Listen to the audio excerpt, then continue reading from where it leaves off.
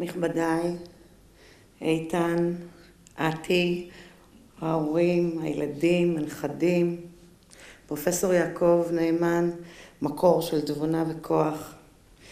אל תקראו לי המפרק.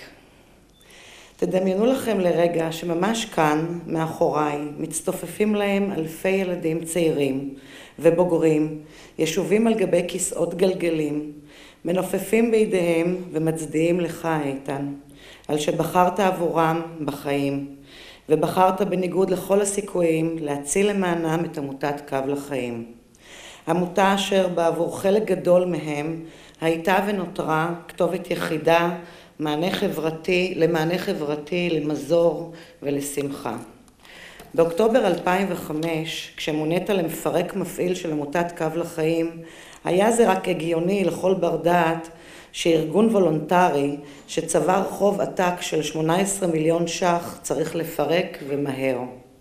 כחודש לאחר המינוי, כאשר נחשפת במסיבת חנוכה ענקית למאות ילדים נכים, שמחים, המטופלים על ידי בני נוער בריאים, קראת לי לצד רגע לפני עלייתך לבמה, והבהרת לי, כמו שרק אתה יודע, שיותר לא קוראים לך מפרק.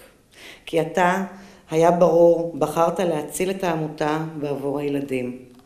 במשך 5 שנים נאבקת ורתמת את כל מי שאתה מכיר, כדי להמשיך את קיומה של העמותה עבור הילדים.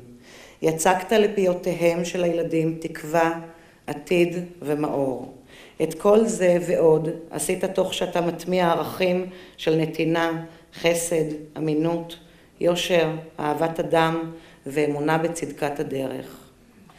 זה לא ברור מאליו, אבל עמותת קו לחיים יצאה מפירוק והפכה לסמן ימני בעבור ארגונים רבים במדינת ישראל, ומגירעון של 18 מיליון שקל הגיע למחזור פעילות של 25 מיליון שקל, כל זאת בזכות הרוח הגבית והדרך שהתווית לנו.